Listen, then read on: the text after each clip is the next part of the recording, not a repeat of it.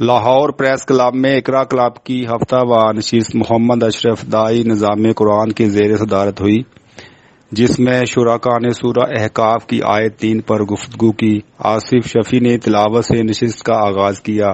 فیصل سلیریہ نے گزشتہ نشست کی کارروائی پیش کی۔ نادر رانا نے زیر موضوع آیت پر تفسیر عثمانی سے حوالہ اور مشکوٰۃ شریف سے حدیث پیش کی، جس کی روشنی میں شرکاء نے اظہار خیال کیا۔ صدر نے گفتگو سمیٹتے ہوئے کہا کہ زمان و مکان اور اس کی قید سے آزاد ساری کائنات اپنے خالق کے حکیمانہ نظام کی پابند ہے۔ جب انسان بھی اپنے خالق کے اس حکیمانہ نظام کو اپناتا اور نافذ کرتا ہے تو اس جوہر عظیم کو پا لیتا ہے جو شرف انسانی کا باعث اور قدیم ہے۔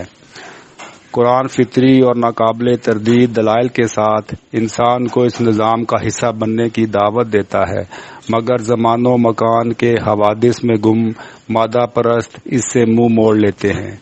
یوں وہ مہلت ضائع کر بیٹھتے ہیں جو زمان و مکان کی قید سے آزاد ہونے کے لیے ملی تھی۔